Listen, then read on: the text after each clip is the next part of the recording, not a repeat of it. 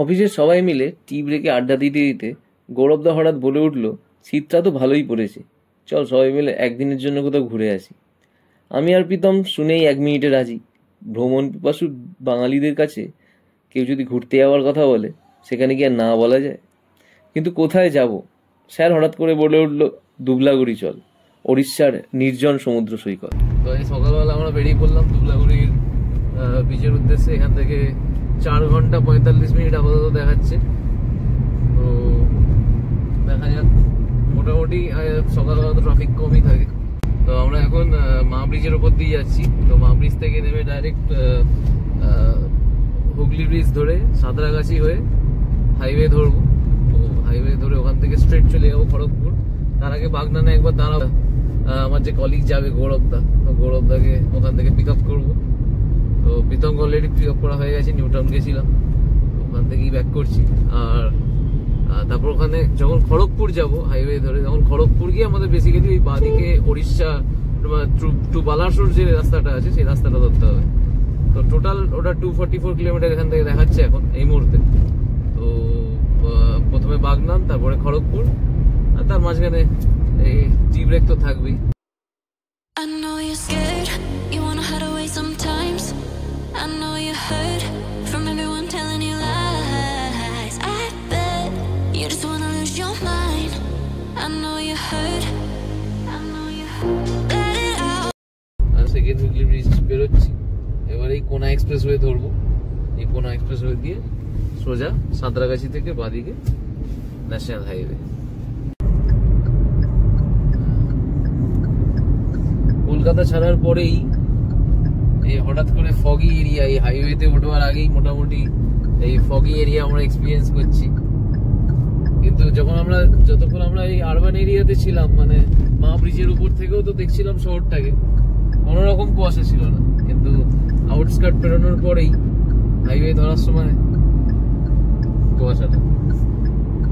আমরা third lane থেকে এখন হাইওয়েতে উঠছি, কোনা এক্সপ্রেস ছাড়লাম আর বোম্বে রোডে উঠলাম। এরপর থেকে বালাসোর অব্দি পুরোটাই হাইওয়ে রাইড।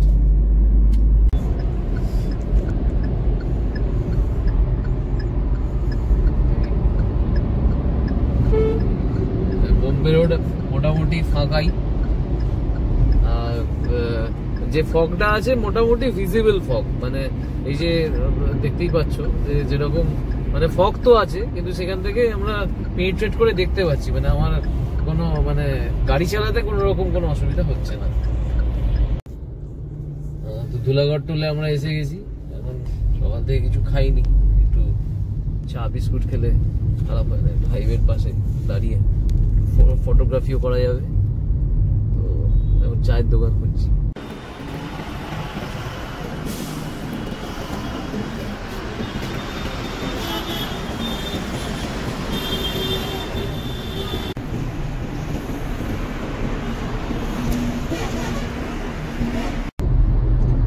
চা খাওয়ার পর রওনা দিয়ে দিলাম। এবার নেক্সট স্টপ বাগনান, গৌরবদাকে তুলবো বলে সেকেন্ড স্টপ খড়গপুর।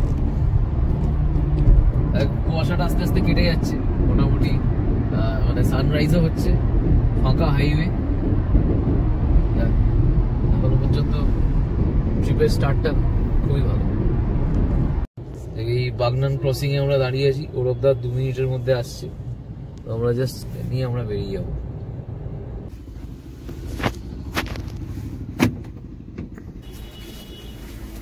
ঢুকে পড়ো, ওয়ে টু দুবলাগুড়ি চল। ফাইনালি নারায়ণ নদী পেরোচ্ছি, কোলাঘাটের ব্রিজ পার করছি। কোলাঘাটে দাঁড়াবে তাহলে, কি বলছো গৌরবদা? না না না, তাহলে সোজা বেরিয়ে যাবো আমরা। এখন বেরিয়ে গিয়ে আমরা দাঁড়াবো কোথায়? খড়গপুর, তাই তো? Tripura. When your heart stops beating, you got me, you always got me.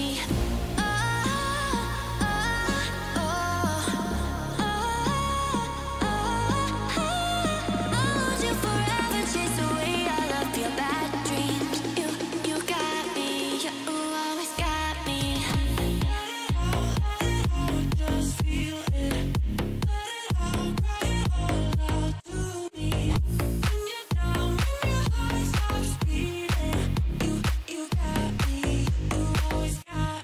তো আমরা এখন এই রামপুরা টোল পেরিয়ে দাঁড়ালাম ব্রেকফাস্টের জন্য। তো ব্রেকফাস্টের জন্য দাঁড়ালাম এই রাজা হোটেল ফুড লজ।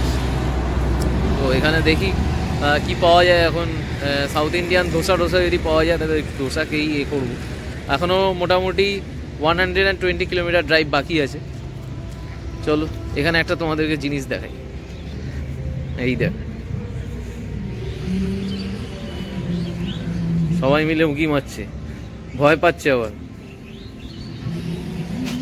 কটা? 1 2 3 4 5 6। আর এখানে ওর মা ছিল এক্ষুনি, দেখা যাচ্ছে না। যাই হোক, এই এটা মা। ব্রেকফাস্টে প্রীতম নিয়েছিল একটা মশালা ধোসা, আর আমি আর গৌরবদা নিলাম বাটার টোস্ট, আর তার সাথে 1 কাপ করে চা।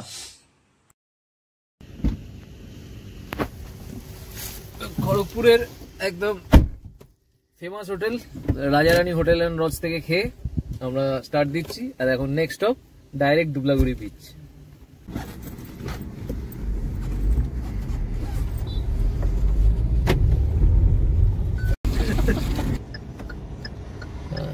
তাহলে এই সেকশন থেকে আমরা টার্ন নিলাম বালাসোরের দিকে। তাহলে এবার হাইওয়ে ছেড়ে আমরা নর্মাল কান্ট্রি রোডের দিকে এগোচ্ছি। হাইওয়ে থেকে নামার পরে অপরূপ দৃশ্য, আর কিছুক্ষণের মধ্যে আমরা সমুদ্র দেখতে পাবো।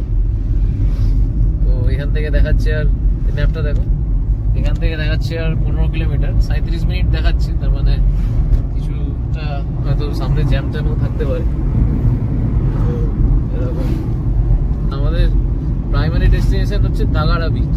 দাগাড়া বিচে একটা হোটেল ব্লু আইস বলে আমরা একটা রিসর্ট দেখেছি। হোটেল একদম বিচের ওপরে একটা হোটেল ব্লু স্কাই বলে আমরা একটা দেখেছি।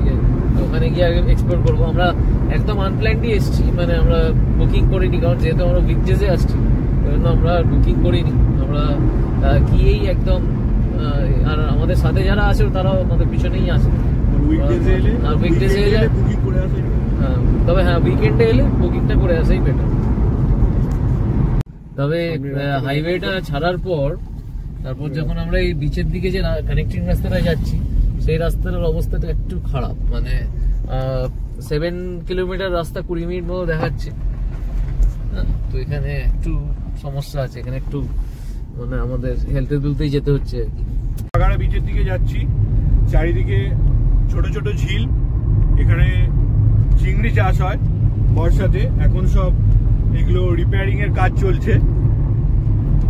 আর এখান থেকে রাস্তাটা একটু বেটার, এখান থেকে রাস্তাটা অনেকটা বেটার আগের থেকে। ওই আপনাদের 8-10 কিলোমিটার একটু কষ্ট করে জার্নি করতে হবে, তারপর কিন্তু আবার আপনারা ভালো রাস্তা পেয়ে যাবেন।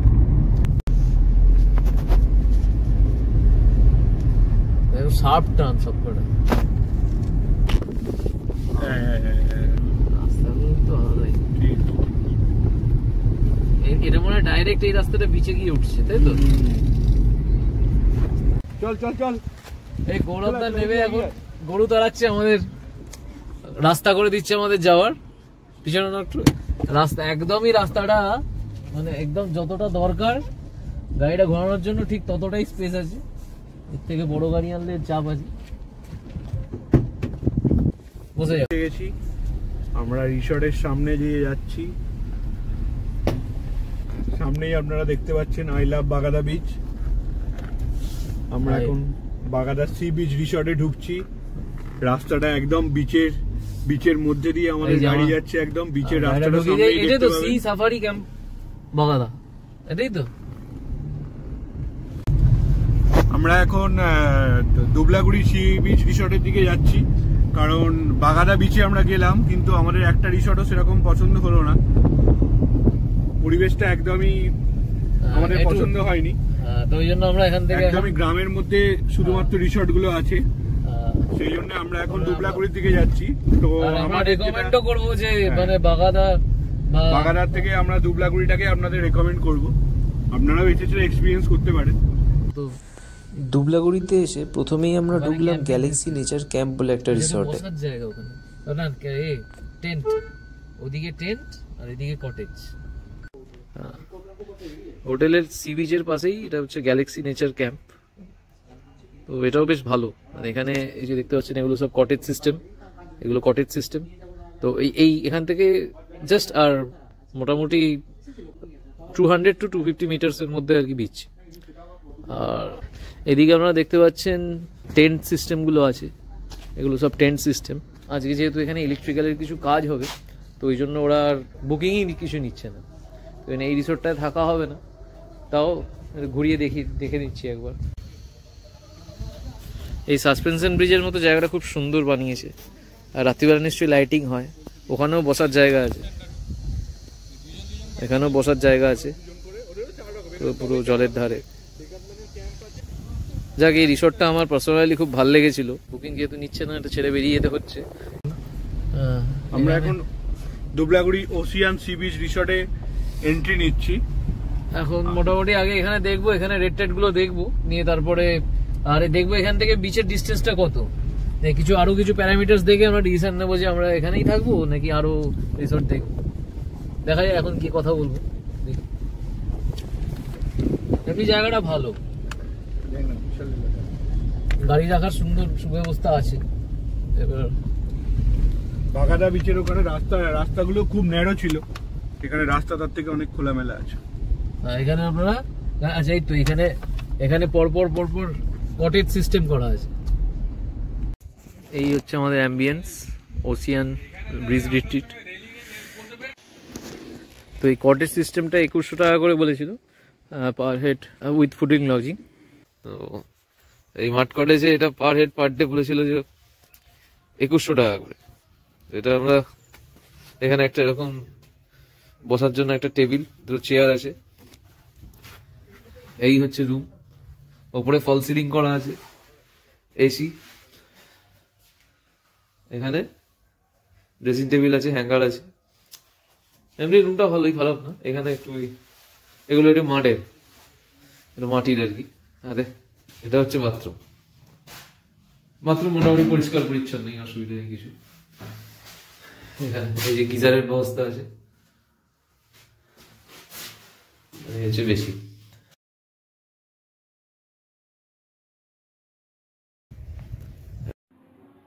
এখানে হয়তো আগের দিন রাতে একটা বার্থডে সেলিব্রেশন হয়েছিল, যেখানে এরকম চারদিকে এরকম মশাল দিয়ে একটা এরকম প্রাইভেট স্পেস এটা তৈরি করে দিয়েছিল স্পেশাল ডেকে স্পেশাল বানানোর জন্য। এখানে যদি আপনারা বার্থডে কিংবা অ্যানিভার্সারি এরকম কোনো অ্যারেঞ্জমেন্ট করতে চান, তাহলে এদেরকে আগে থেকে বললে এরা এরকম স্পেস তৈরি করে দেয়। ঘড়িতে তখন বাজে দুপুর 2টো। একেবারে নির্জন নিরিবিলি ঘন ঝাউবন জঙ্গলের মাঝ বরাবর সরু রাস্তা ধরে সবুজ পাতার পিছন থেকে পাখির ডাক শুনতে শুনতে চললাম সমুদ্র সৈকতের দিকে।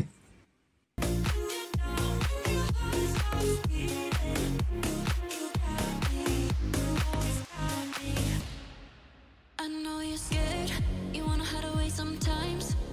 I know you hurt from everyone telling you lies. I bet you just wanna lose your mind.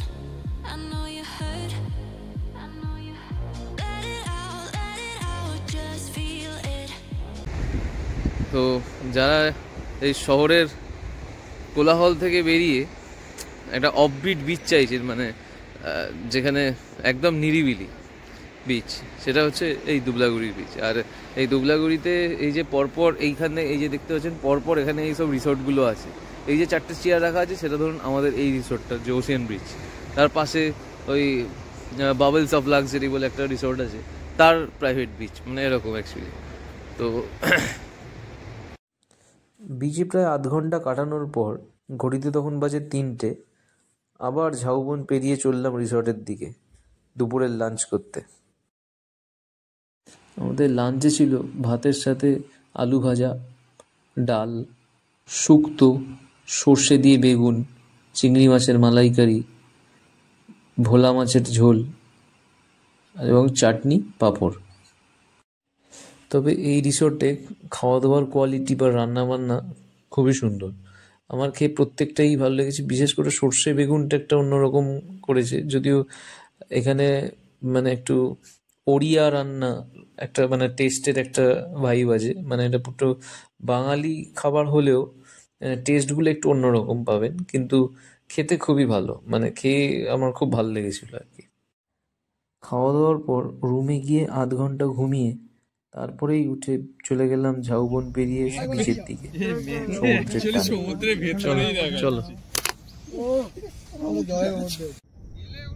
এই বিচটা পুরোটাই ফাঁকা আর শুধু আমরাই এই বিচে। এই বিচে পুরো আমরা শুধুমাত্র এই 5 জন, ব্যাস, আর কেউ নেই। দূর দূরান্ত অব্দি এই সময় কেউ নেই। তাও দুপুরে যখন এসেছিলাম দেখছিলাম যে কেউ কেউ ছিল, আর কিছু মাছুরেও ছিল যারা মাছটা ধরছিল ওদিকে, কিন্তু এখন একদমই ফাঁকা। সানসেট দেখতে এখানে শুধু আমরাই এসেছি। রাত্রিবেলা লাইটিংটা দেওয়ার পর বেশ ভালোই লাগছে, জায়গাটার অ্যাম্বিয়েন্সটা পুরো চেঞ্জ হয়ে গেছে, চারদিকে দেখাই যাচ্ছে। এই কটেজগুলোর ওপরে এলইডি লাইট, খুব সুন্দর লাগছে খাবার জায়গাটাও। আর ওই দিকে আমাদের বারবিকিউর ব্যবস্থা আছে। এই ব্যাম্বু কটেজগুলোতে আমরা আছি, আমরা এই 4টে বুক করেছি, 1, 2, 3, 4, এই 4টে। হ্যাঁ, তো এবার তার পাশে এখানে বারবিকিউ হচ্ছে, এখানে আগুন জ্বালা হয়েছে, আর ওদিকে ঘড়িতে ম্যারিনেশন এখন চলছে। সন্ধ্যে 7টা। তো এখানে আমাদের Marination-এর পরে? বারবিকিউ রেডি হচ্ছে। তো বারবিকিউ আমরা অর্ডার করেছিলাম প্রায় 2.5 কিলো, আমরা 8 জন আছি। তো এখানে পার হেড পার ডে যে রেটটা আছে সেটা কিন্তু শুধুমাত্র ফুডিং লজিং, যার মধ্যে এই বারবিকিউটা ইনক্লুড নয়। এটার জন্য আলাদা করে কিলো প্রতি 500 টাকা দিতে হবে। তো আমরা সেই হিসেবে 2.5 কিলো অর্ডার করেছি, এবং আর অর্ডার করেছি 3 প্লেট চিংড়ি মাছ।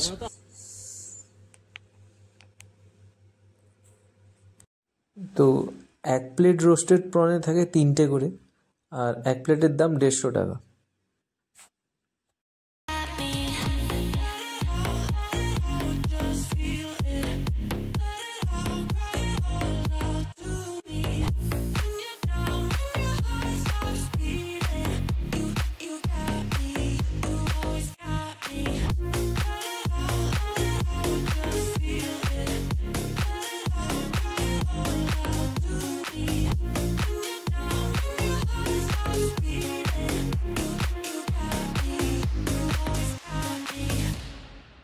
I know you're scared. তো এখন ঘড়িতে সকাল 7টা। শহর থেকে দূরে কোলাহল মুক্ত পরিবেশে সকালটা বেশ ভালোই লাগছে। এখনো পর্যন্ত আমাদের এই রিসর্টের কেউ ওঠেনি ঘুম থেকে, একদমই নেই। আমরা ওই চায়ের জন্য এখানে বলতে এসেছিলাম, এখন সকাল 7টা বাজে, আপাতত কেউ নেই এখানে।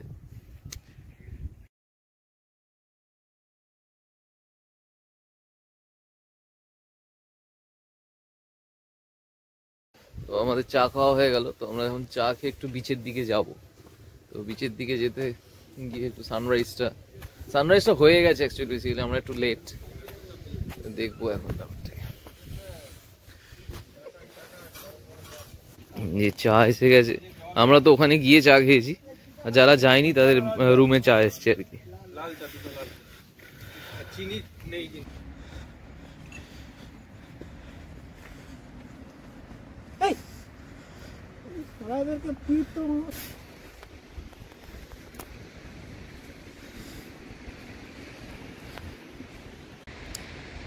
কালকে যখন এসেছিলাম, এসে সমুদ্র পুরোপুরি মানে একদমই কোনো ঢেউ ছিল না, ভাটা টাইপের। ওরা বলছিল যে এখন হবে না, এখন ঢেউ আসবে না, তো ওই জন্য আমরা সেরকম জল টল আর কিছু নামিনি। কিন্তু এখন এসছি, এখন একটু সমুদ্র এসছে, মানে এখন ঢেউ আসছে। তো বাকিরা আমার বন্ধু বান্ধবরা গেছে ওখানে একটু পা ভেজাতে। সানরাইজ দেখে এসে নিজেদের মধ্যে একটু আড্ডা মেরে চলে গেলাম ব্রেকফাস্ট করতে। ঘড়িতে তখন বাজে সকাল 8:30। ব্রেকফাস্টে ছিল আটার লুচি, আলু মটরের তরকারি, একটা সেদ্ধ ডিম আর পান্তুয়া। পান্তুয়াটাকে তোর করে রাখতে পারবে, প্রিজার্ভ করে রাখতে পারবে।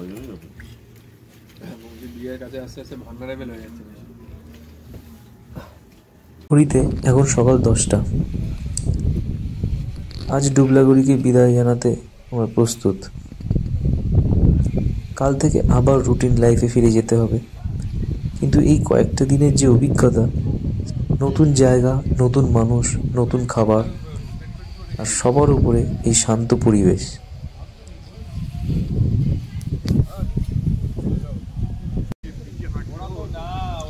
এই আমরা সবাই রেডি এখন বেরোনোর জন্য।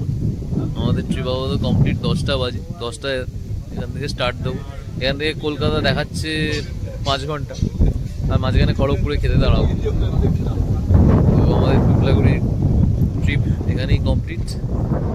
আমরা যারা রুটিন জীবন কাটাই তাদের জন্য এসব ভ্রমণ যেন একটা ছোট্ট নিঃশ্বাস।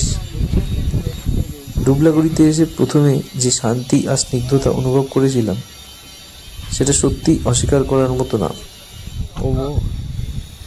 আজকের পর আবার শহরের ব্যস্ত জীবন, অফিস, কাজকর্ম এসবের মধ্যেই ফিরে যেতে হবে, কিন্তু এই ভ্রমণের যে আনন্দ সেটাই আমাদের জীবনের রং। এই সময়গুলো আমাদের আবার নতুন করে বাঁচতে শেখায়। আশা করি পরবর্তীবার আবার কোথাও এমন এক সুন্দর জায়গায় যাব, নতুন কিছু অনুভব করব এবং সেই অভিজ্ঞতা আপনাদের সঙ্গে শেয়ার করব। তবে এখন শুধু এই মুহূর্তের জন্য ধন্যবাদ জানাচ্ছি আপনাদের সবার ভালোবাসা ও সঙ্গের জন্য। এখন বিদায় নিচ্ছি, কিন্তু আশা করি খুব শীঘ্রই আবার আপনাদের সঙ্গে নতুন যাত্রা শুরু করতে পারব। সবাই ভালো থাকুন, সুস্থ থাকুন। ধন্যবাদ।